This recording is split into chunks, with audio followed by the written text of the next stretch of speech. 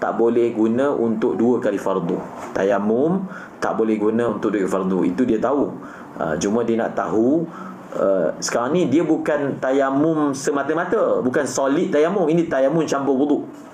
Jadi bila dia tayamum campur wudu, boleh tak dia gunakan untuk solat fardu yang lain? Tak boleh. Tak boleh. Sama je hukum dia. Air wuduk dan tayamum untuk sembahyang fardu boleh sambung untuk solat qada, tak boleh. Sebab sembahyang qada ni dia panggil fardu. Macam kita belajarlah dalam kitab tulis, kalau satu orang itu dia sahibul jabirah. Sahibul jabirah ni maksudnya orang yang ada balutan kan. Dalam kitab bahaskan, kalau masuk waktu fardu yang lain, boleh tak dia gunakan terus? Tak boleh. Tak boleh. Dia kena tayamum lagi sekali. Kalau dia tak batal lagi, dia kena tayamum lagi sekali.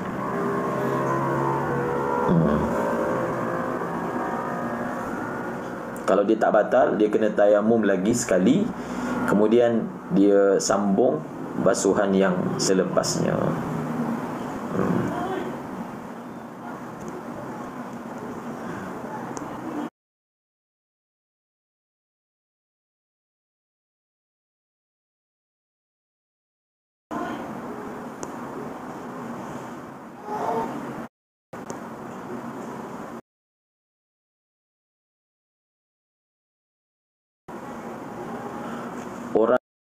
Orang yang sakit buasir boleh jamak solat tak?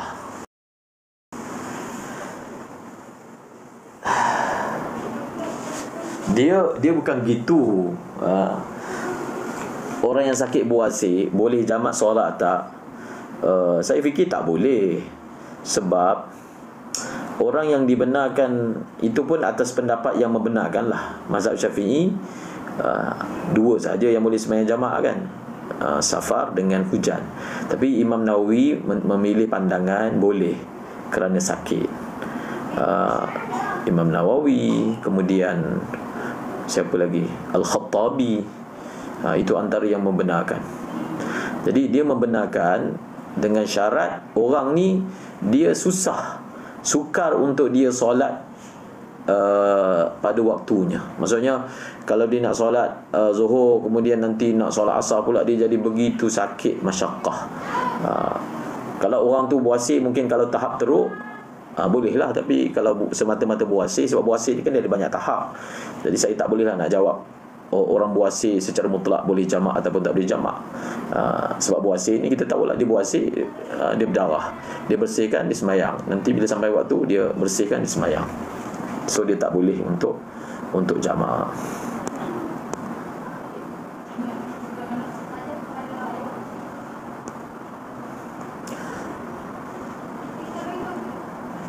Ayah ada hibah ke anak sulung, tetapi tak ada hitam putih. Pertama sekali yang kita nak tanya, hibah tu bila ayah bagi? Bila ayah hibah tu? Adakah hibah itu berlaku ketika dia berada dalam keadaan sakit ataupun gering, sakit yang membawa mati? Adakah ketika itu dia berbuat demikian? Kemudian Allahumma salli ala sayyidina Muhammad, dia hebah kepada anak sulung ni, dia hebah macam mana? Dia hebah rumah ke? Dia hebah tanah ke? Sebab hibah ni, kalau dalam mazhab Syafi'i, dia tak cukup dengan cakap ini barang ni, tanah kat sana tu ayah bagi kat abang. Dia sebut macam tu je, tak cukup. Dia mesti ada serahan. Dia mesti ada serahan. Serahan ni adalah dengan cara dia kosongkan tempat tu daripada barang dia. Yang kedua, dia memberi akses kepada tempat tu. Jadi kalau perkara tu berlaku, baru dipanggil hibah tu telah berlaku. Contohnya masa ayah hidup, dia dah hibah. Dia dah hibah tanah, dia dah hibah rumah, dia dah tukar nama, misalnya.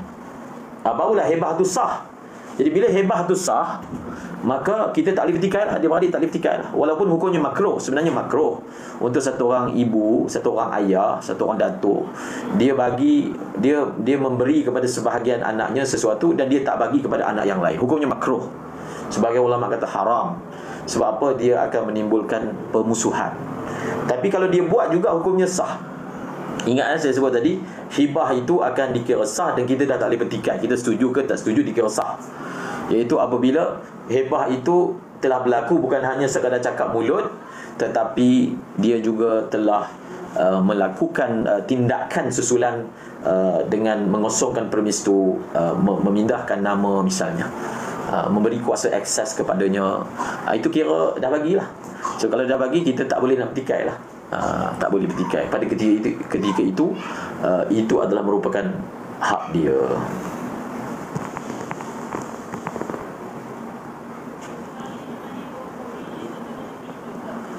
Sahkah kita ambil air semayang hanya melalukan air atas jabirah? Mazhab Syafi'i tak sah. Soalan siapa ni? Lato Lotak. Mazhab Syafi'i tak sah. Tapi adalah pendapat dalam mazhab Syafi'i, pendapat dhaif lah, bahawasanya kalau kita ada jabirah, kita sapu je air, sapu je air atas jabirah dan kita tak perlu tayamum. Ini antara pandangan Imam Muzani kalau tak silap saya. Dan kalau mazhab Hanafi, memang cara dia macam tu. Saya biasanya cadangkan orang yang mana kena balutan, dan balutan ni akan lama, dia bolehlah memegang pandangan ini. Sebab mazhab Hanafi ni dia tak ada gabung antara wuduk dengan tayamum ni, tak ada. Wuduk saja ataupun tayamum saja. Jadi kalaulah anggota yang kena tu macam satu anggota saja, so dalam mazhab Hanafi kata apa, dia ambil wuduk. Jadi air tu dia lalu saja di atas jabirah, dia tak perlu tayamum. Perkara ni khilaf dalam mazhab Syafi'i. Ialah muktamad dia, yang belajar semua tahu dia kena tayamum, tapi ada pandangan seperti itu. So siapa yang nak buat, dia kena tahu dulu, kemudian dia taklid, dan insya-Allah dia boleh amalkan. Itu jawapan saya.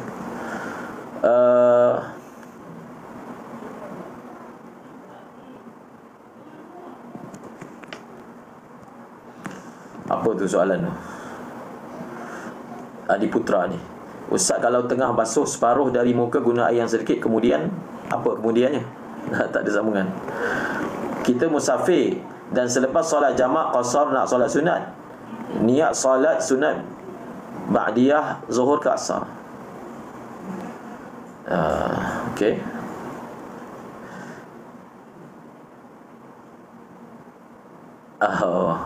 Tiba-tiba air tak ada, lepas tu kena pergi masjid. Tu soalan tadi tu. Kita tengah basuh separuh. Ni apa ni? Adi Putra. Boleh. Adi Putra, Hafiz Adi Putra boleh. Sebab dalam mazhab Syafi'i tidak ada syarat wuduk ni berturut-turut. Pendapat qadim Imam Syafi'i disyaratkan, tapi pendapat yang jadi tak perlu. Jadi kalau kita ambil wuduk separuh kat rumah, separuh lagi kat masjid, boleh. Boleh. Masa kita nak sambung wuduk tu, kita niatlah ini adalah sambungan wuduk tadi. Okey, boleh. Salam Ustaz, kita musafir dan selepas solat jamak qasar nak solat sunat. Yang pertama sekali nak tahu ni, yang solat jamak qasar tu kita sembahyang jamak takdim ke jamak takhir? Tak apalah, saya tolong jawabkan. Contohlah dia sembahyang jamak takdim zuhur asar, okey? Jamak takdim zuhur asar. Cara dia kalau dia nak sembahyang sunat macam ni. Ni jubah Al-Haramain murah ni. Ada bisnes jubah ke tu? Mula-mula kita semayang qabliyah zuhur, okey? Lepas kita semayang qabliyah zuhur, kita semayang zuhur. Lepas kita semayang fardu zuhur, kita tak boleh semayang ba'diyah zuhur, tak boleh. Nanti tak dapat kita jamak takdim. Jadi kita semayang asar, okey? Fardu jamak takdim. Lepas kita semayang asar fardu, kita semayang ba'diyah zuhur. Lepas tu kita semayang qabliyah asar. Itu cara dia untuk orang yang nak semayang rawatib ketika dibuat jamak takdim.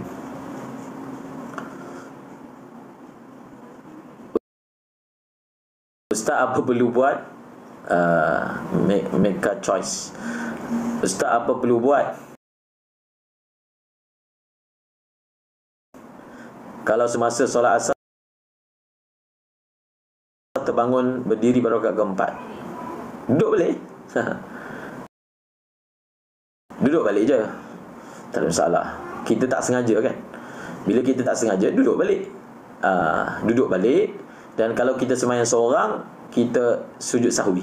Okey? Make a choice. Kalau semasa solat asar terbangun berdiri pada rakaat keempat, terbangun kan, disebut pun terbangun, tak batal lah. Jadi kalau kita dah tegak berdiri, maka kita duduk balik wajib. Duduk balik itu wajib. Kalau dah sedar tak boleh teruskan, kena duduk. Kemudian kita disunatkan sujud sahwi. Tapi kalau kita menjadi makmum, kita duduk balik dan kita tak ada sujud sahwi. Boleh tak kalau kita sambung je yang boleh tadi yang tadi tu, Hafiz Adi Putra, kita sambung boleh. Sebab apa? Dia wuduk ni tak ada syarat berturut-turut. Ada orang tanya macam mana hukum kita tidak jihad. Dia Luqmanul Hakim, dia sekarang ni kita berada di zaman orang Islam lemah walaupun ramai. Okey, Luqmanul Hakim. Sebenarnya hukum jihad ni dia ada fardu kifayah, dia ada fardu ain. Fardu kifayah ni bila? Fardu kifayah, fardu ain ni bila ada musuh datang masuk negara kita serang. Maka setiap individu lelaki dan perempuan wajib berjihad mempertahankan. Itu jadi fardu ain. Fardu kifayah ni adalah sebahagian daripada orang Islam bergerak keluar untuk tujuan dakwah macam zaman Rasulullah SAW. Tapi jihad yang fardu kifayah ni dia tak dibuat melainkan ketika orang Islam kuat. Kalau zaman dulu sahabat Nabi bergerak di satu negara ke satu negara sebarkan Islam, kalau tak nak terima jihad. Sekarang ni okey, kita tahulah soalan ni mestilah bersangkutan dengan orang Palestin. Dia untuk kita ni sebagai orang awam, kita tak berdosa.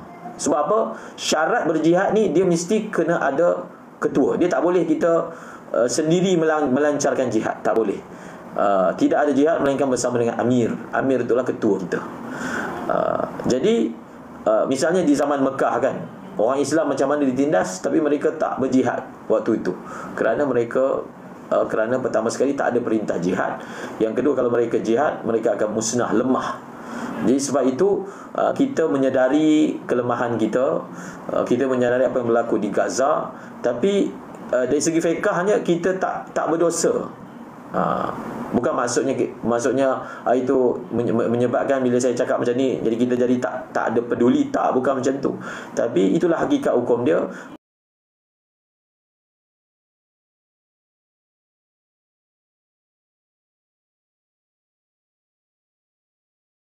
Berjihad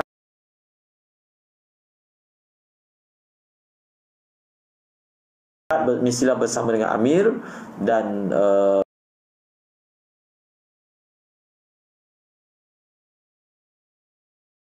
oleh kerana tidak ada seruan daripada pihak pemerintah, maka kita tak berdosa.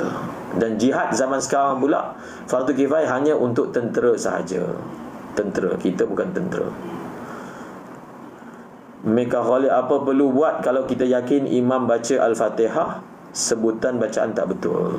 Kalau kita yakin sebutan dia tak betul sampai membatalkan sembahyang, kalau begitu yang dimaksudkan, kalau begitu kena mufarakah, tak boleh jadi dia, tak boleh jadikan dia imam. Mazhab Syafi'i, pendapat jadid Imam Syafi'i, tak boleh bermakmumkan, tak boleh berimamkan ummi. Jadi imam yang baca Fatihah tak betul sampai dia boleh dipanggil ummi lah.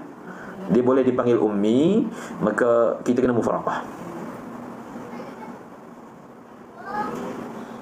Latola lotak dalam fiqh manhaj, percikan najis yang dimaafkan. Lato lotak, saya pernah buat daurah najis-najis yang dimaafkan. Dalam kitab tu, Ibnu Imad punya kitab, ada sampai 66 macam tu lah najis yang dimaafkan. Luas ni ilmu najis yang dimaafkan. Kalau boleh tengok balik live dalam Facebook, boleh type kot najis yang dimaafkan. Berapa hari, kita buat 2 hari daurah nazam ma'fuat. Cuma saya nak respon soalan ni. Percikan najis yang dimaafkan ni, antaranya najis yang terpercik itu kalau dia terlalu sedikit. Dia terlalu sedikit tu macam mana? Dia terlalu sedikit sampai tak nampak. Kita rasa dia percikan air tu macam jarum-jarum je kan, tapi tak nampak pun. Sapu pun tak basah tangan. Contoh kan, itu dipanggil mala yudrikuhu tarfun. Kalau dengan mata kasar orang normal ni tak nampak, maka kita kira dimaafkan. Itu maksud percikan yang dimaafkan, rasyash.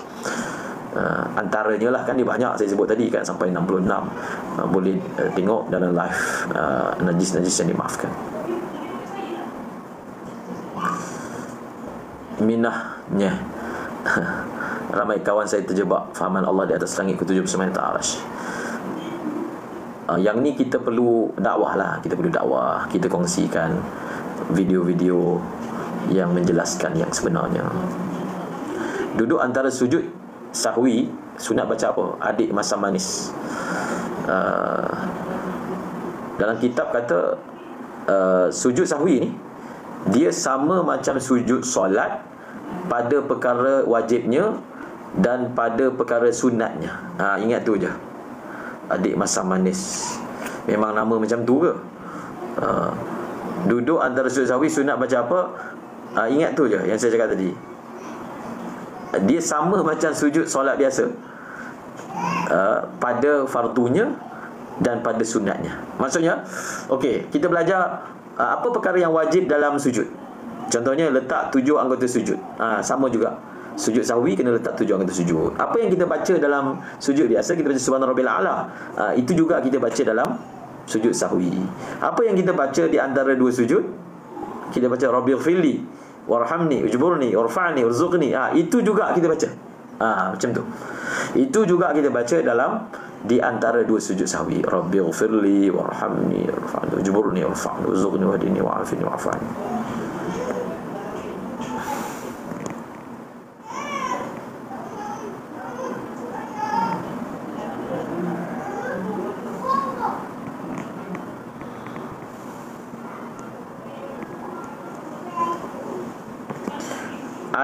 Ustaz, boleh tahu niat solat qasar paling menepati rukun niat? Niat sembahyang qasar kena buat dalam takbiratul ihram. Okey? Itu jelas.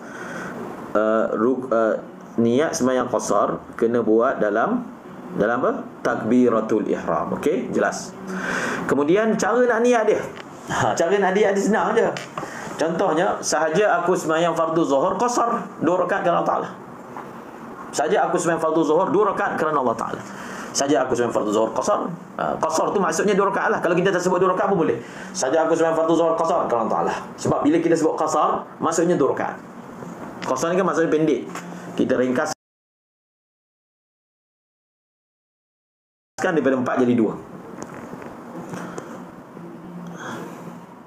Adakah kita dikira berdosa jika kita tidak menegak khalifah? Tidak. Kita tidak berdosa. Sebab itu bukan tanggungjawab kita secara individu.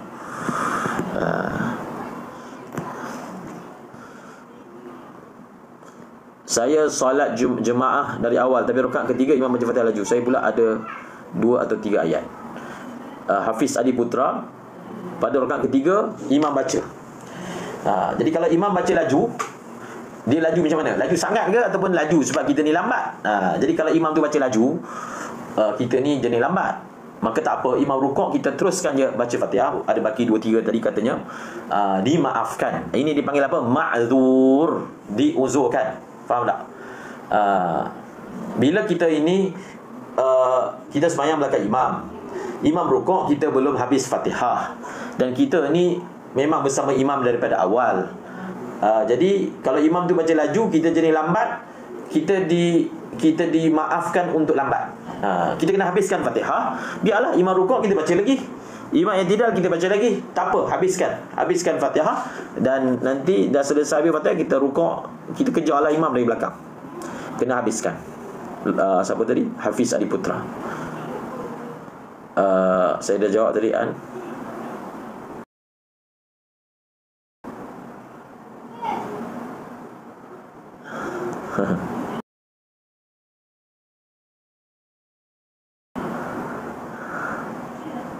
Apa soalan Luqmanul Hakim? Salam Ustaz, tersilap rukun dalam solat. Apa maksud tu? Rukun apa tu tersilap? Adakah boleh ditampung dengan solat sunat qabliyah? Tak jelas soalan. Tapi tak boleh. Rukun apa yang tersilap? Itu tolong perjelaskan sikit.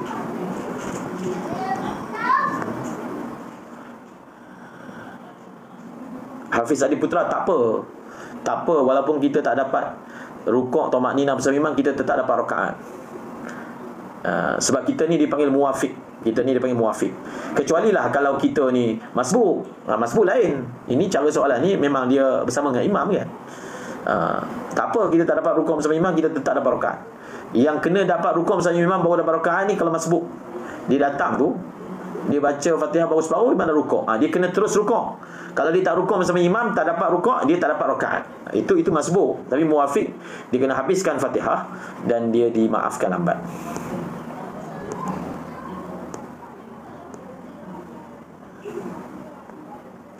Lato lotak. Dia macam ni lah soalan yang mana perlu belajar dulu, ustaz, tasawuf ataupun tauhid.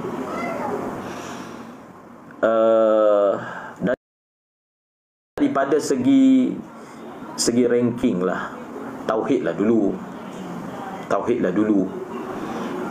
Dia macam ni.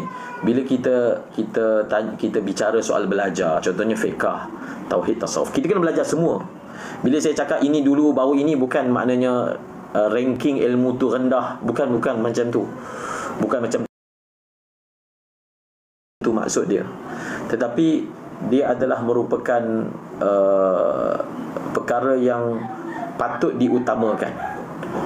Bukan bila saya cakap tauhid dulu, tasawuf kemudian, maksudnya tasawuf lagi rendah, tak. Sebab tasawuf yang sahih itu mesti dipandu oleh tauhid yang betul. Sebab kadang-kadang tasawuf ini ditafsirkan dengan rasa kan, tasawuf. Jadi dia mesti dipandu dengan tauhid yang betul. So belajar tauhid yang betul, barulah tasawuf kita itu tasawuf yang betul, insya-Allah.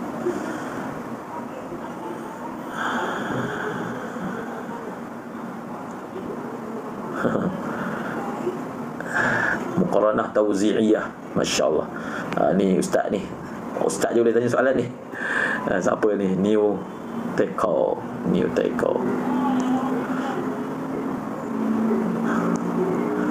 Hafiz Adi Putra, kalau kita tidak tumakninah rukuk sama imam,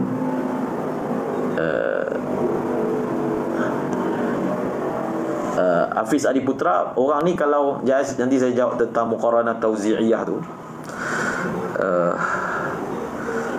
Dia pertama sekali kita cubalah rawat was-was yang ada kat diri kita tu. Macam mana nak buat? Macam mana nak rawat tu? Adalah bacalah doa-doa yang dibaca lepas sembahyang, letak kat dada. Rabbi a'udzubika min hamazatis syayatin wa a'udzubika rabbi an yahdurun. Contohnya baca. Yang kedua, kita cuba baiki ilmu fiqh kita.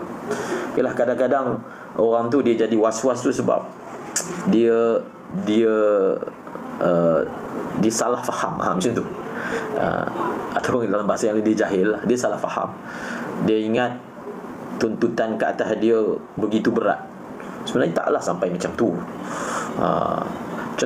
Contohlah, kalau orang yang dia was-was baca Fatihah dalam sembahyang kan, bila dia baca luar sembahyang boleh pula baca straight, tak ada berulang-ulang kan.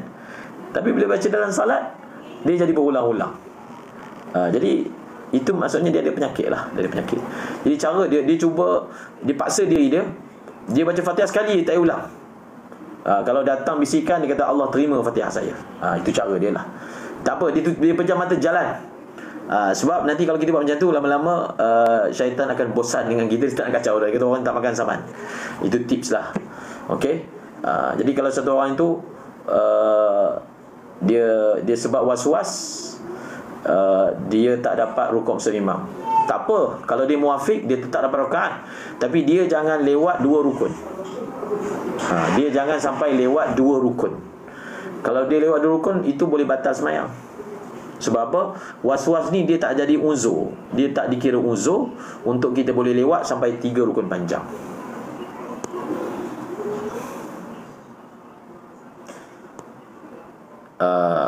Isu masa muwafiq, tembok Fatihah, sederhana.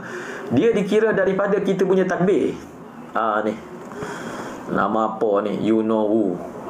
Tak tahulah nama apa. You know who. Nama apa? Bagi nama sikit. Tempoh Fatihah sederhana dikira sejak kita takbir. Sejak kita takbir, bukan lepas imam baca Fatihah, kita takbir. kiraan dia.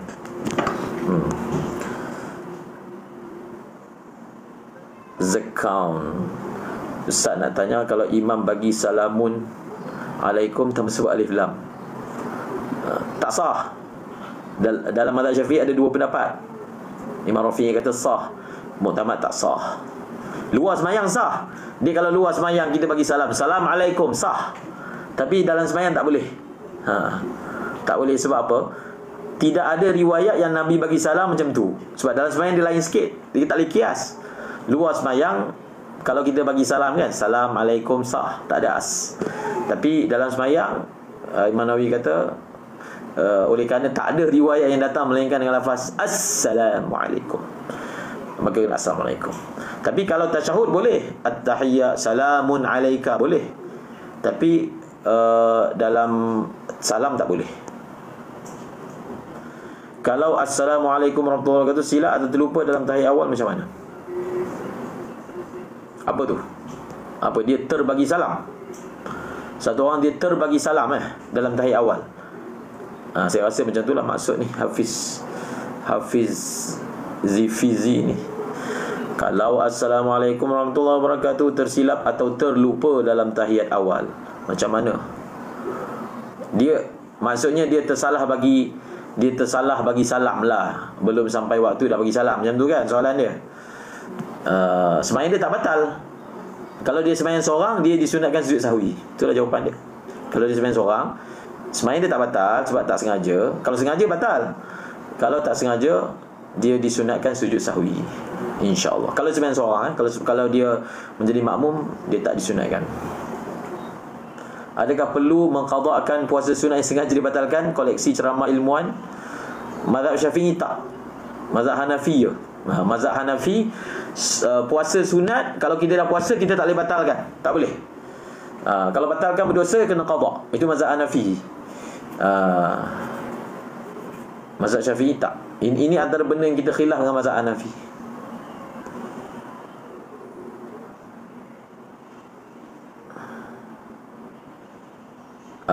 Ini orang yang bangunkan sistem ni, dia macam ni lah. Dia dalam kitab sebut macam ni. Kalaulah kita berurusan dengan sebuah syarikat yang kerja dia tu bercampur-campur, dia tak adalah guna solid semua untuk benda yang haram je, benda yang halal pun ada. Maka pada ketika itu dia panggil syubhat. Dia tak adalah solid haram. Contohnya kita bangunkan untuk apa? Untuk Speedmart ke, untuk 7-Eleven ke. Jadi dia kan bukan solid jual benda haram. Arak tu mungkinlah 10% jualan dia. Jadi kalau kita bangunkan tak berdosa. Dia berdosa tu kalau solid semuanya haram. Tak boleh.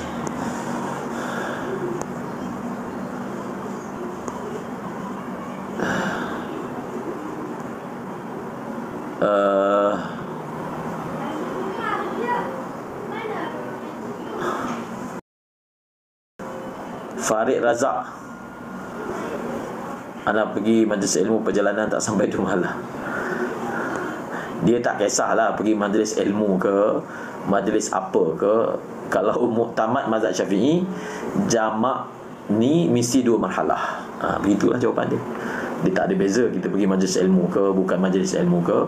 Dia mesti syaratnya 2 marhalah. Ialah, mungkin yang bertanya ni tahu bahawasanya dalam mazhab Syafi'i ada satu qaul boleh buat jamak tamam walaupun tak sampai 2 marhalah. Saya cakap atas pendapat yang Mu'tamad lah.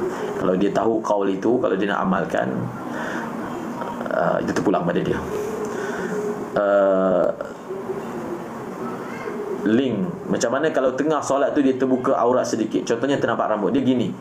Kalaulah terbuka tu bukan dengan perbuatan kita, angin, dan kita tutup serta merta, link kita tutup serta merta, tak batal. Tapi kalau lepas sembahyang baru kita sedar yang aurat kita terbuka, yang tu kena ulang balik solat. Okey, ingat satu, kalau kita yang pergi buka, walaupun sekejap, itu batal. Tapi kalau terbuka, contoh anak datang pergi tarik, kita tutup dengan segera.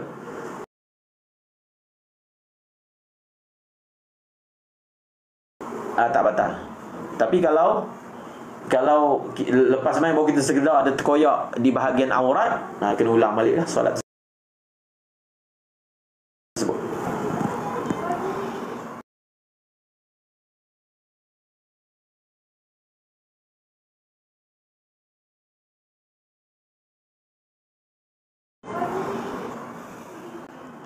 Hafiz Adi Putra, imam dah start takbir. Kalau kita sengaja lewat rukuk tapi tomak ni dengan imam dapat. Hafiz Adi Putra boleh semak masalah ni dalam kitab Wablul Ghamam. Yalah, memang ada yang fatwakan tak dapat, tapi pengarang kitab kata kita ikut zahir, kita ikut standard hukum. Standard hukum macam ni, kalau satu orang masuk dalam semayang, lepas dia takbir, imam tengah rukuk, dia sempat rukuk, dia dapat rakaat. Itu zahir. Perbuatan dia lambatkan, dia dah duduk dalam saf tapi dia lambatkan takbir, itu bab lain. Itu dia ada hukum dia. Tapi dia dapat rakaat, dia dapat. Sebab standard hukum dia, siapa lepas takbir imam dah rukuk, dia tak wajib baca Fatihah. Okey? Adapun perbuatan dia dah duduk dalam saf ni, duduk tengah saf, tapi dia tak mula takbir lagi tanpa ada apa-apa uzur, dia boleh jadi berdosa sebab dia memutuskan saf tadi. Dia boleh menyebabkan memutuskan saf. Sebab dia duduk dalam saf tapi tak semayang lah. Dari sudut tu.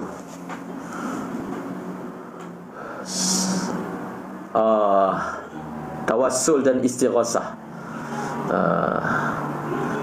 Nanti saya, kalau ada masa saya jawab. Itu berkaitan dengan fiqh juga. Dia urusan fiqh, bukan urusan akidah. Ustaz Abdul Jabbar Aliho, ahlan wa sahlan. Tak tidur lagi kah? Apakah hukum bersentuhan di antara ayah kepada ayah tirinya dengan anak tiri? Tak boleh.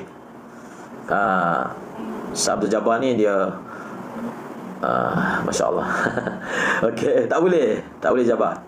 Tak boleh. Sebab apa? Anak tiri ni dia hanya ada hubungan dengan bapa tiri. Dalam bahasa Arab, anak tiri ni dipanggil rabib. Ayat Quran kata warabaibukumul lati fi hujurikum. Anak-anak tiri kepada perempuan yang kau telah setubuhi. Tapi ayah kita, maksud ayah kepada bapa tiri ni, dia tak ada kaitan dengan anak tiri, tak ada apa-apa kaitan. Ayah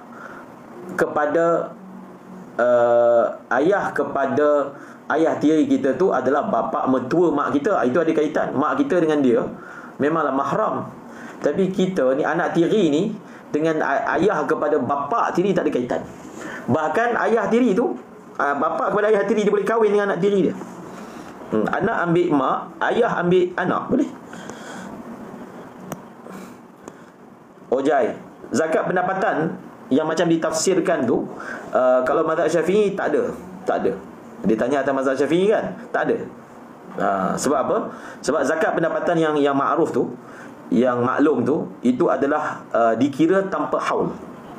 Nisab tak cukup, haul tak cukup lagi, kita dah bayar zakat. Dia tak wajib. Zakat pendapatan kalau seperti tafsiran itu, dia tak wajib sebab dia tak cukup nisab, dia tak cukup haul. Dia syarat kita nak bayar zakat awal, syarat dia nisab dah cukup paling kurang. Kalau nisab dah cukup, walaupun haul belum cukup, boleh bayar. Tapi nisab pun belum cukup, haul pun belum cukup, maka tak wajib. Azfar Maju, Waalaikumsalam. You know who? Tak boleh beli kotak misteri. Majhul, tak sah. Kita tak boleh jadikan masalah ni sebagai bai'ul ghaib. Mungkin ada orang kata kotak misteri ni, mystery box, dia pakai apa ni, dipanggil apa, apa tadi saya cakap, bai'ul ghaib. Ada satu pendapat dalam mazhab Syafi'i, bai'ul ghaib, maksudnya kita beli benda kita tak tengok. Itu lain. Memang kita tak tengok, tapi kita tahu benda apa dalam tu, cuma kita tak pernah tengok. Ini tahu pun tak apa benda, baju ke, handphone ke, misteri. Tak boleh, tak sah. Sahkah solat seorang wanita yang memakai lengan pendek dalam telekung atas paras pinggang? Masalah ni berapa bulan lepas kita ada buat bahas masail. Dan masalah ni kalau di Indonesia ni, telekung ni orang Indonesia panggil makena. Apa tahu sebutan dia apa? Jadi mereka punya keputusan bahas masail NO apa semua pesantren ni tak sah semayang macam tu. Kalau pakai lengan pendek dalam tu, kemudian telekung paras pinggang macam kita punya telekung, tak sah. Tapi dalam keputusan bahas masail, keputusan dia adalah pendapat ni ada khilaf. Bagaimana pula jual duit lama tapi akad penjual beri duit tersebut sebagai hadiah? Dia jual duit lama ni, fatwa dia bukan Malaysia je, fatwa luar pun sama. Kalau duit lama tu masih lagi terpakai lah, maksudnya belum dibatalkan, maka kita tak boleh membeli dengan currency yang sama. Tak boleh. Tapi kalau kita beli dengan currency berbeza, boleh. Itu cara dia. Duit lama tapi masih lagi dipakai kat negara tu, belum lagi dibatalkan. Contohnya kita ada duit RM1 lama ke, tapi masih boleh dipakai. Kalau beli pakai currency ringgit juga tak boleh. Cara dia kita beli pakai currency pakai dolar ke, pakai rial ke, boleh.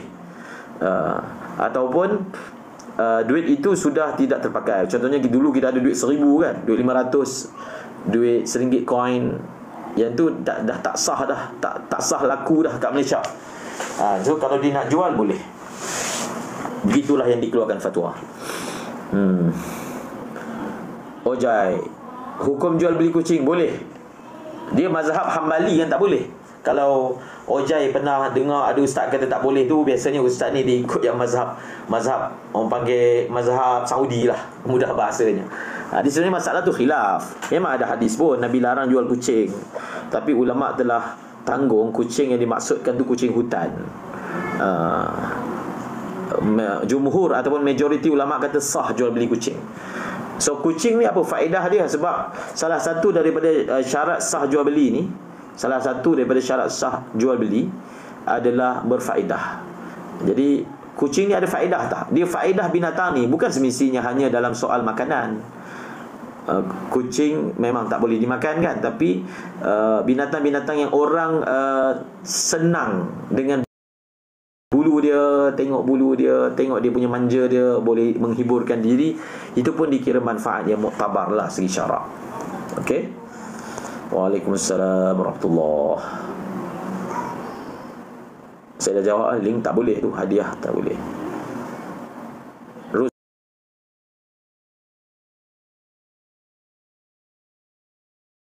There. Salam Ustaz. Waalaikumsalam warahmatullahi. Betul ke Ustaz untuk ziarah kata kita wajib buat tawidah walaupun hanya balik? Ya, betul. Dan itu fatwa yang dikeluarkan oleh tabung haji juga tu. Dia begini, rusa mukena.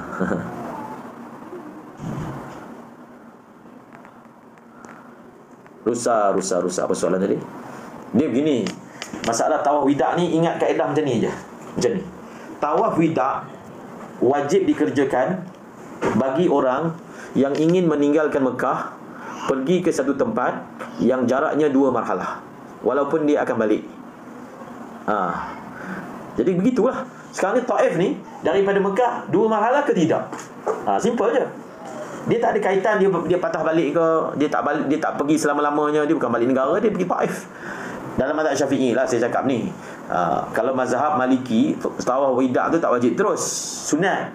Tapi kalau mazhab Syafi'i pun qaul qadim Imam Syafi'i pun sama juga, sunat.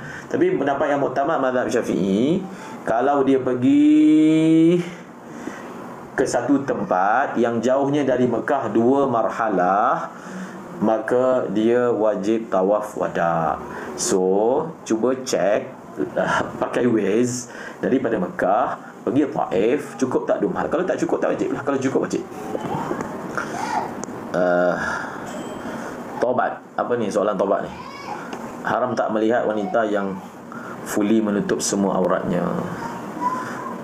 Tak haram, kecuali kalau tengokkan syahwat. Dia orang pakai pudar tutup seluruh tubuh tapi tengok syahwat. Dia nampak bonggol-bonggol tu pun dah steam, contoh lah. Haram lah, tak boleh lah. Kalau tak ada syahwat tak ada masalah, sebab tutup kan. Minahnya wajib tak berusaha. Saya nak nak sempurnakan yang nombor 5, usahakan. Sebab itu saya bagi motivasi, saya galakkan kita ni semua usaha dapat pergi haji awal. Sebahagian orang dia tak terfikir, sebab dia rasa saya lambat lagi 20 tahun. Jangan macam tu. Sebab yang sampaikan kita pergi haji Allah. Boleh tak? Boleh tak yang tengok live ni dia azam pergi haji cepat, dia doa dengan Allah. Mungkin selama ni tak ada fikir, tapi sekarang dah dengar ustaz cakap, dia ada rasa nak fikir, nak pergi. Dan mulakan doa, insya-Allah Allah boleh hantar kita. Tak semestinya pakai tabung haji. Okey.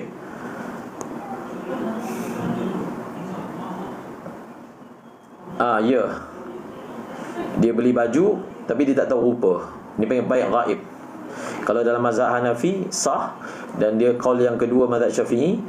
Dan bila orang tu dia buka, dia ada khiyar untuk tak nak beli. Ada nas. Boleh tak doa kunut nazilah dibaca di luar kunut? Contohnya doa setelah selesai. Boleh. Dia doa ni, dia biasanya soalan dia macam ni, boleh tak doa dalam semayang? Luar semayang ni memang bebas lah. Kita nak baca doa kunut nazilah tu kat luar tak ada masalah. Boleh je. Nur Asmadi. Jadi macam mana was-was tu kita nak hilangkan? Macam saya sebut tadi lah, was-was ni kadang-kadang dia melibatkan perasaan. Jadi kadang kita kena ruqyah juga diri kita tu. Baca Qul a'udzu falaq, Qul a'udzu binnas, baca 3 kali. Kita sapu kat badan kita, InsyaAllah. Setiap kali lepas semayang, Qul a'udzu falaq, Qul a'udzu binnas, sapu. Kalau kita buat selalu, InsyaAllah akan hilang. Jadi kalau satu orang tu dia tak pasti, dia simple dia buat macam ni, macam Nabi ajar. Nabi pun buat juga. Lepas keluar tandas, ambil wuduk, kita percikkan air dekat seluar kita. Dalam kita kata kenapa Nabi buat macam tu. Nabi tak adalah was-was, tapi Nabi nak bagi panduan kat kita. Nanti kalau datang perasaan kat diri kita, ni air kencing, tak, tadi air percik. Itu cara dia. Jadi tuan sebut pun saya was-was, maksudnya tak pasti. Kita kira tak ada. Tak, tadi air percik. Itu cara dia. Jadi tuan sebut pun saya was-was, maksudnya tak pasti. Kita kira tak ada lah tu. Tapi kita sakit was-was, maknanya benda tu memang tak ada. Kita tak perlu layan. Begitu. Bagaimana cara ta'aruf wanita yang pakai purdah?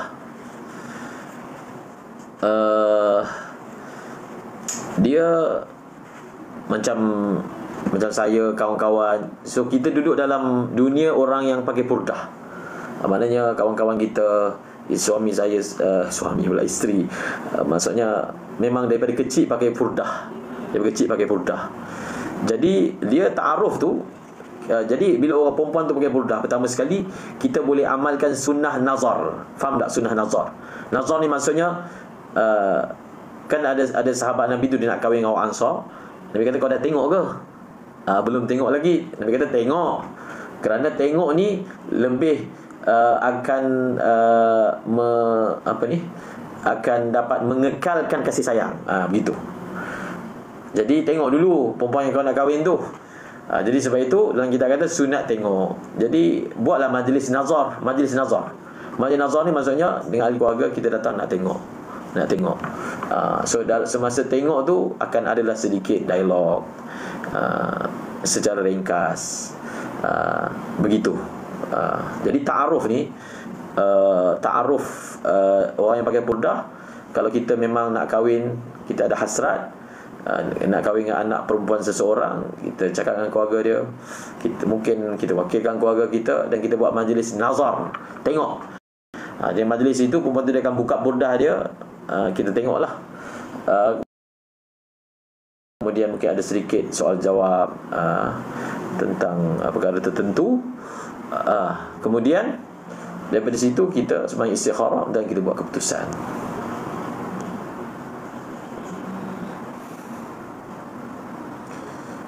Tak wajib. Daniel Syafiq, tak wajib bayar zakat fitrah bayi dalam kandungan, tak wajib. Dia hanya wajib kalau baby itu lahir sebelum maghrib malam raya. Daniel, apa dia? Kalau baby itu lahir sebelum maghrib malam raya, ingat tu. Tapi kalau baby itu tak lahir, Sebab baby tu lambat lagi nak lahir, ataupun dia lahir malam raya lepas maghrib baru lahir, tak wajib bayarkan zakat fitrah dia. Dia zakat fitrah ni wajib kalau apa? Dia lahir sebelum maghrib ataupun masa maghrib tu, masa betul-betul azan tu, atau masa betul-betul minit masuk waktu tu. Okey? Boleh faham? Daniel.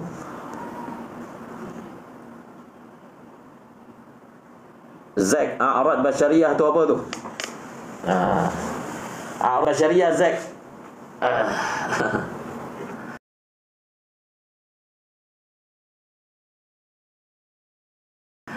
Ini tentang akidah ni. Tentang akidah. Maksudnya dia bertanya tentang antara sifat yang harus bagi Nabi. Ingat kita kena belajar sifat yang wajib bagi Nabi ada 4, sifat yang mustahil bagi Nabi ada 4, sifat yang apa benda tadi harus bagi Nabi. Dia panggil al-a'radul basyariyah. Apa maksud al-a'radul basyariyah, sifat yang harus bagi Nabi? Maksudnya Nabi ni iktikad kita harus, boleh je berlaku pada Nabi sifat-sifat manusiawi. Contoh dia apa? Contohnya sakit. Boleh tak? Harus tak? Ataupun pelik ke kalau satu orang Nabi sakit? Tak pelik. Sebab itu benda yang harus boleh berlaku pada Nabi. Al-a'radul basyariyah. Boleh tak Nabi itu ada keinginan untuk makan dan makan? Tak ada masalah. Al-a'radul basyariyah.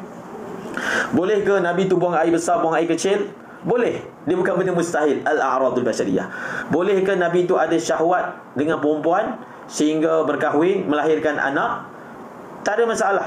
Itu faedah kita belajar bahawasanya sifat-sifat manusiawi yang sifat fitrah lah, kita panggil sifat fitrah manusia, maka dia juga harus ada pada Nabi. Dia apa faedah dia? Supaya satu orang itu dia tidaklah rasa pelik kalau dia dapat riwayat yang Nabi buat macam ni. Tak ada masalah. Yang tak boleh itu Nabi melakukan dosa, tak boleh. Itu bukan sifat manusia, itu bukan fitrah manusia. Nabi buat dosa besar ke dosa kecil, tak. Tapi makan, minum, tidur, sakit, pening, itu semua boleh berlaku pada Nabi. Dan kita sebagai orang Islam kena etikad macam tu. Jadi orang yang pakai purdah tu, dia kena jagalah maruah pakaian tu. Yalah, dulu dekat Malaysia ni orang pakai purdah ni memang betul-betul lah orang itu dia sebab nak menambah lebih sempurna tutup aurat dia. Tapi akan berlaku satu masa macam berlaku kat negara Arab lah. Pakaian tu jadi budaya je. Sepatutnya pakaian itu menandakan malunya satu orang kan. Makin dia tutup diri dia sebab dia malu. Tapi bila orang tak faham konsep pakaian itu, akhirnya dia jadi budaya. Jadi kalau kita pergi kat sebahagian negara Arab, jadi pakai purdah pun berjoget-joget itu dah berlaku. So kita nasihatkanlah orang-orang yang memakai purdah, dijagalah maruah pakaian tersebut. Gini Pak Mat Island ni, so kita ada beberapa minit lagi untuk kita tutup live kita. Allahu Akbar. Dah pukul berapa dah ni? 11.40. Bila dah balik Malaysia, datang zon syarat tahu tak lengkap. Pamak Island, dia sama macam semayang. Bila kita dah habis semayang, tiba-tiba datang perasaan kita tak cukup ni, kita kira sah. Dia panggil madat ala sihah. Bila dah habis amal, kemudian datang ragu adakah kita ada buat benda yang menjadikan tak sah, kita kira sah. Tak perlu nak layan perasaan tu.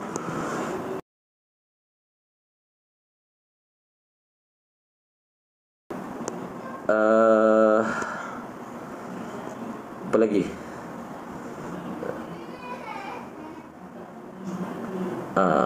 Jadi kita doakan supaya yang ada penyakit was-was tu Allah sembuhkan.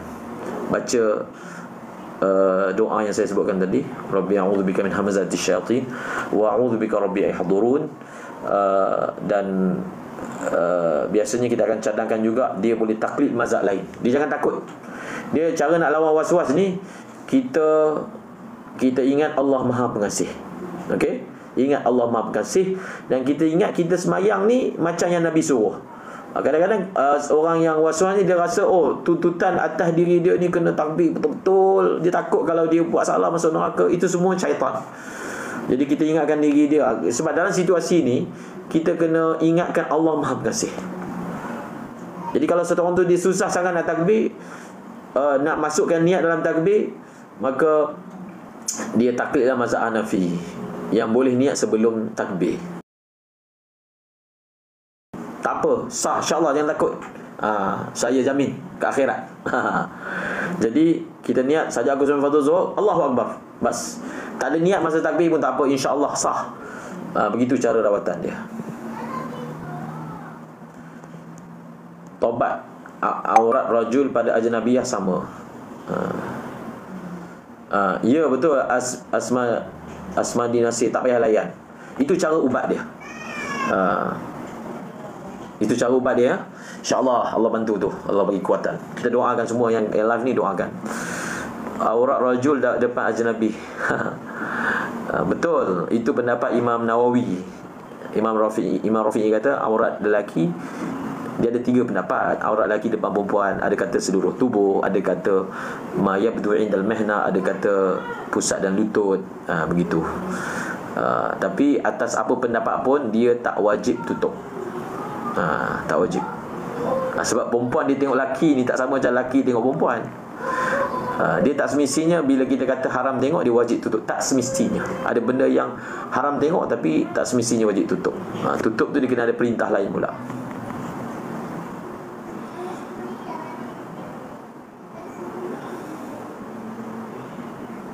Minahnya bukan begitu. Dalam Quran pun memang sebut bulan ni dia bukan pakai cahaya sendiri. Kan ada, tak pernah tengok video yang baru ni viral, satu orang putih tu dia kagum ayat Quran. Memang Quran sendiri sebut macam tu. Cahaya bulan tu bukan cahaya sendiri. Dia ada beza. Perkataan cahaya yang dalam yang Quran tentang bulan tu, cahaya bulan tu sendiri dia bukan cahaya sendiri. Quran pun memang sebut macam tu.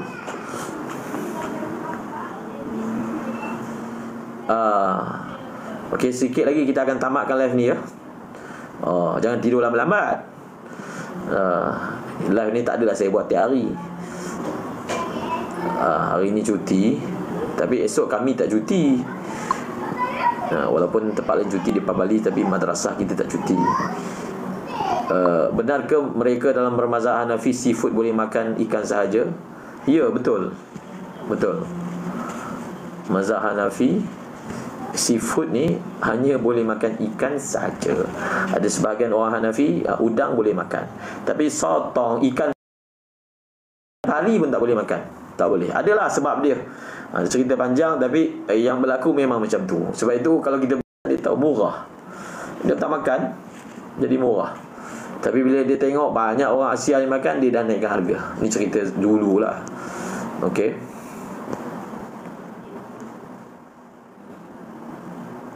Boleh ke niat iktikaf? Boleh, Mambang. Boleh ke niat iktikaf? Boleh. Dia tak bercanggah. Niat iktikaf dalam solat boleh. Dia masuk masjid, dia lupa nak niat iktikaf, jadi dia niat iktikaf dalam solat boleh. InsyaAllah boleh. Dia tak bercanggah. Baca Al-Quran lepas subuh dan asar. Dia sujud sejadah ni dalam waktu haram, hukumnya haram. Sekiranya kita baca ayat sejadah itu dengan niat nak sujud lepas asar, yang tu yang haram. Tapi kalau kita memang baca Quran lepas subuh, dah terlalu ayat sejadah, kita disunatkan sujud. Sunatlah sujud, tak jadi haram. Kalau kita sengaja baca ayat itu dengan niat nak sujud, hukumnya haram. Okey. Apa dia yang sunat kalau kita tak sujud sejadah? Kita tengah baca Quran, kita contohlah, kita ni baca Quran, orang hafiz kan, dia tak perlu tengok Quran, dia baca sejadah tak ada wudu. Dia nak baca, dia nak ganti sujud sejadah dengan apa? Dengan tasbih. Subhanallah walhamdulillah wala ilaha illallah, Allahu akbar, cepat kali. Apa dia? Subhanallah alhamdulillah wala ilaha illallah, Allahu akbar.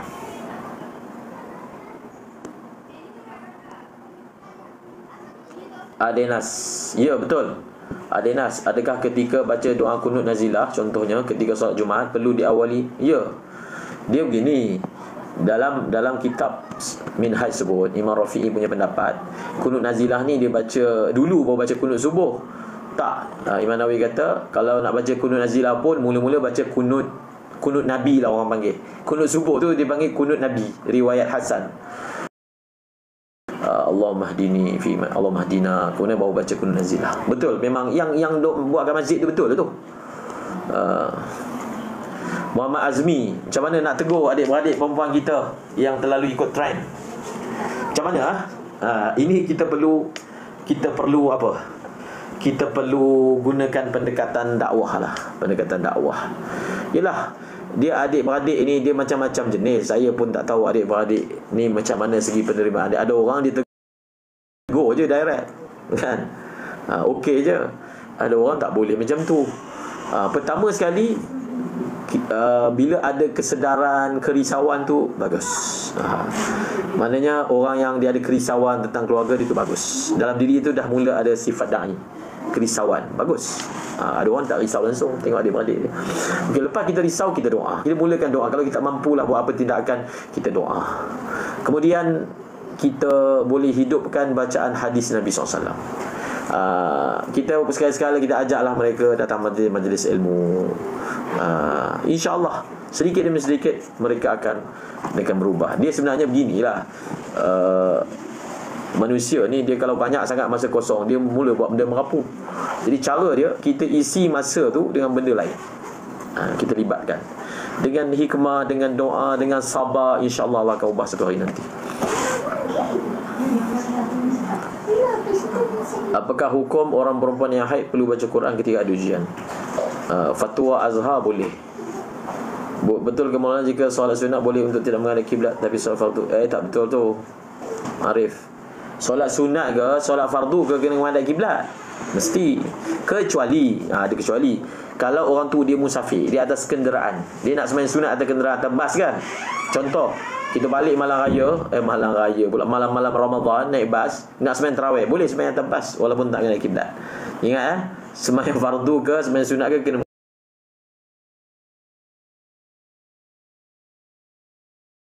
menghadap kiblat, kecuali sembahyang sunat ketika musafir di atas kenderaan yang kita tak boleh menghadap kiblat, kita boleh tak menghadap kiblat. Banyak lagi soalan ni. Tak tidur ke? Bagaimanakah solat jemaah di jalan raya? Adakah jemaah yang lebih 300 zirak tak dikira?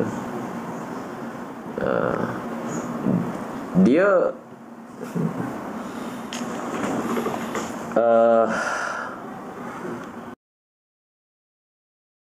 300 hasta. Maksud dia, bukan maksudnya jemaah itu dia punya saf banyak sampai panjang 300 hasta. Bukan. Maksud dia, kalau ada saf yang terpisah dengan saf yang attach dengan imam, contohnya ada jalan raya kat tengah, kita tak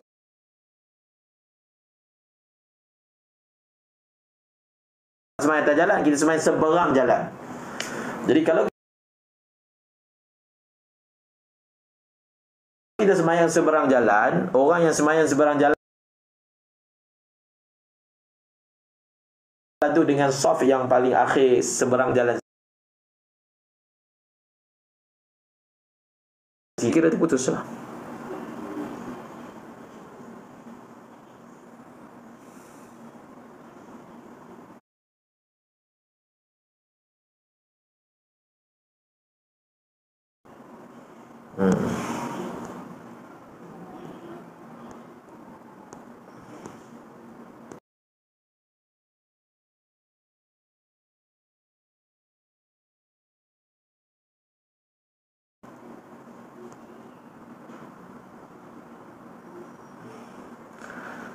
Lima ke? Tak boleh.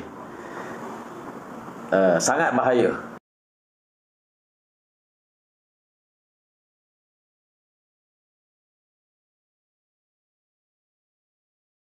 Dia sangat bahaya, bagi tahu jangan dengar, sangat bahaya, sangat bahaya.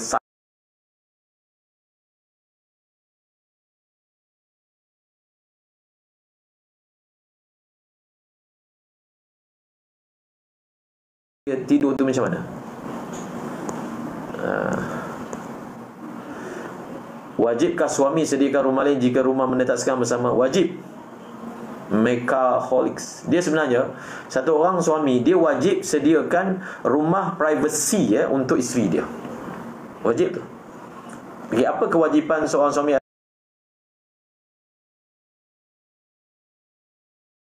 atas isteri? Kena sediakan nafkah dan kena sediakan tempat tinggal. Tempat tinggal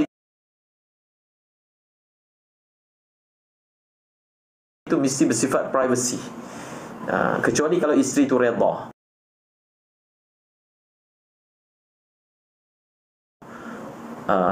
Jadi sebenarnya kalau isteri itu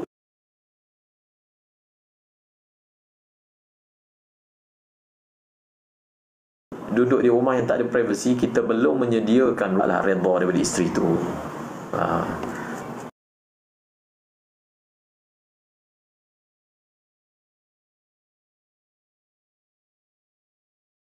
Sebenarnya memang syaratnya privacy. Okey.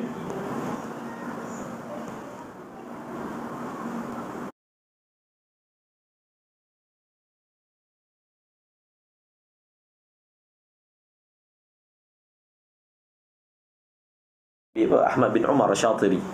Kitab tu lah. Kalau nak tambah banyak furuk lagi, baca kitab Syekh Nawawi Bantani,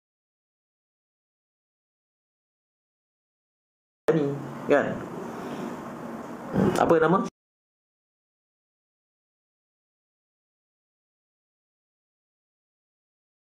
Syarah Syekh Nawawi Bantani tu kan.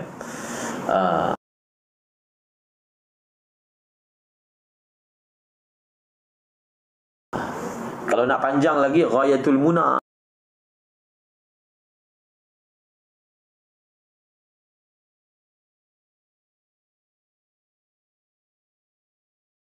Nikmat yang surprise dan terlepas musibah yang surprise. Bukan setiap kali makan kita syukur, tak. Nikmat yang kita nanti surprise kita dapat. Contohnya kita dapat tender, surprise. Tiba-tiba isteri kita kata dapat anak mengandung, surprise. Itu dia. Ibnu Suja, kenapa 4 kali tasbih? Dia sebenarnya ada hadis. Dia ada hadis yang menunjukkan bahawasanya 4 kali tasbih tu sama macam 2 rakaat semayang. Sebab itu tasbih ni dia juga boleh menggantikan semayang tahiyatul masjid. Siapa yang masuk masjid terwuduk, dia tak dapat semayang tahiyatul masjid kan, maka dia ganti dengan subhanallah, alhamdulillah, Allahu akbar. Maka dikiaskan. Kalaulah 4 tasbih tu boleh ganti 2 rakaat semayang, apatah lagi nak ganti hanya 1 sujud sahaja. Itu dia punya alasan dia.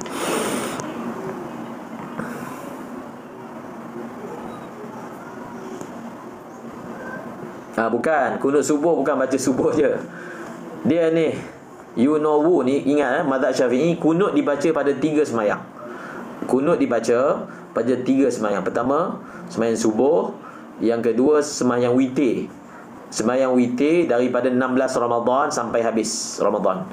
Yang ketiga, kita baca kunut tu dalam kunut nazilah. 3 ingat. Kunut dibaca pada 3 dalam mazhab Syafi'i, pada 3 jenis semayang. Kunut subuh baca dalam kunut dibaca dalam semayang subuh.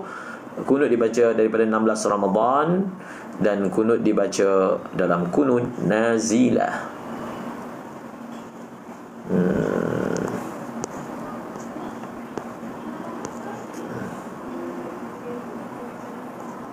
Kunut nazilah solat sir. Ya. Bila solat Zuhur kita baca kunut nazilah, kita baca dengan suara kuat. Kunut nazilah ni kalau baca sembahyang Zuhur atau sembahyang Asar akan dibaca dengan suara yang kuat.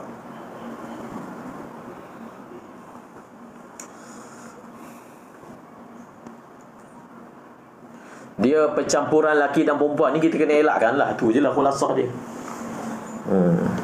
Kalau dekat Yaman, kat Hadramaut, tak berlaku campur lelaki perempuan ni. Maksudnya pihak pengajuan majlis kena ada usaha ke arah itu. Mungkin mula-mula susah, tapi kena ada usaha. Baiki supaya tak bercampur.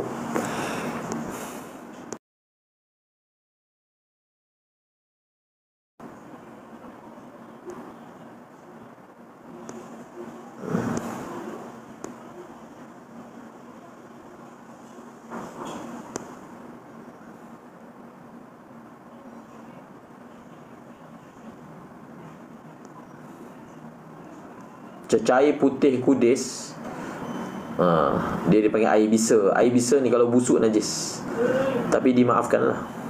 Dia busuk najis, tak busuk tak najis. Kalau fatwa negara berbeza, kita ikut fatwa negara kita, insya-Allah. InsyaAllah. Kasyifatus saja tu dah jawab dah tu. InsyaAllah ya.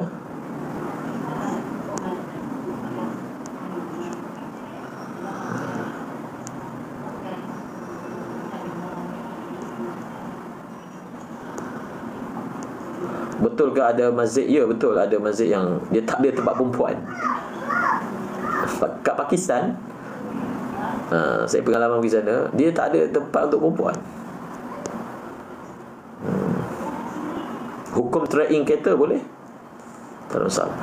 Itu sajalah kita dapat kongsi malam ni, InsyaAllah. Sehingga kita jumpa lagi. Dan yang saya tak sempat nak jawab tu, minta maaf. Tadi ada yang tanya muqaranah tauzi'iyah tu lah. Dia muqaranah, dia ada khilaf lah. Maksudnya ada yang membenarkan, boleh tengok khilaf masalah tu. Tapi muktamad dia tak boleh. Sebab muqaranah tu dia mesti urfiyah kan.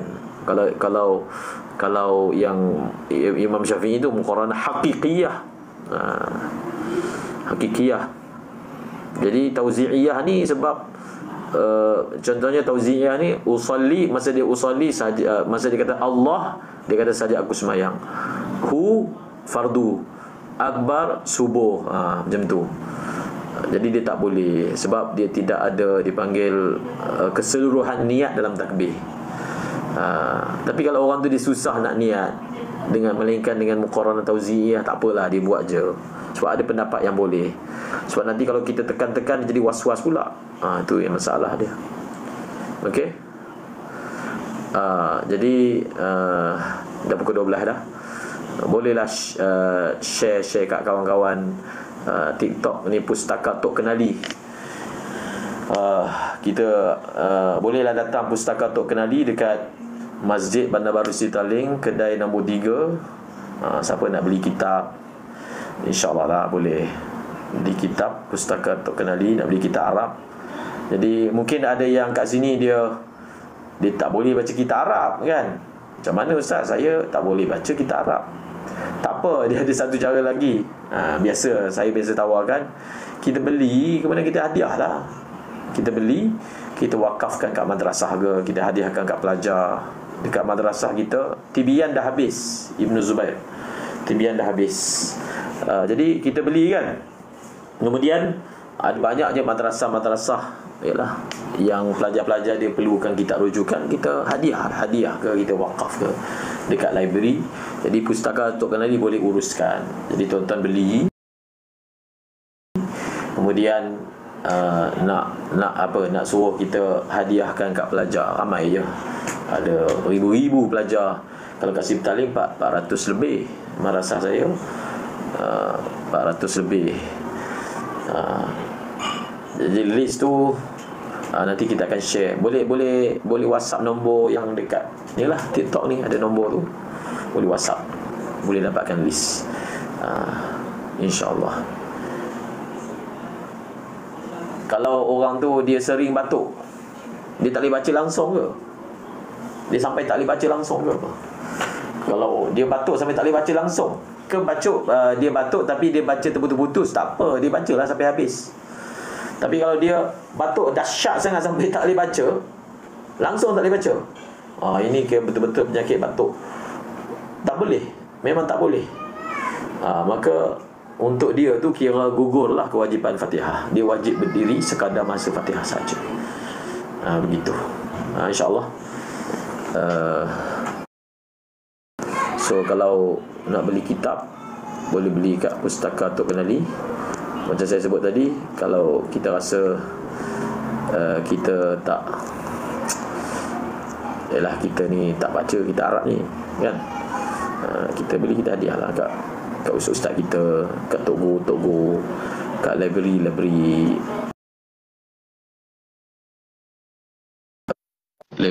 sekolah, macam lah dia kan.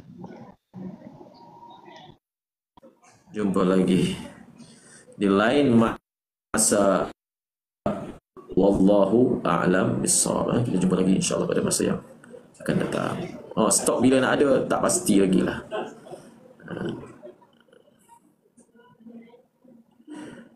InsyaAllah boleh. Orang yang ada qada semayang ni boleh kerja, tak apa, insyaAllah. Kita suruh dia buat apa yang dia mampu dulu. Dan dia kena tulis dulu senarai semayang qada, dan kena menyesal, kena tulis, kena doa. Maknanya kita kena mengaku salah dulu. Mengaku salah, ya Allah khilaflah dulu tak semayang. Kena menyesal, kena menangis. Kemudian kita catatkan, kita buat azam, kita susun waktu kita. InsyaAllah buat macam tu. Semoga Allah Ta'ala bantu. Maknanya satu orang tu, dia kalau dia ada tinggal semayang, dia tak payahlah pakai pendapat kata tak wajib qada. Dengan bangganya dia kata tak payah qada. Dia kena mengaku salah dulu, sebab tinggalkan semayang ni besar salah dia, bukan benda kecil, kan? Jadi kita mengaku salah, menyesal khilaf dulu, jahil, banyak ghaflah. Kita tulis dulu.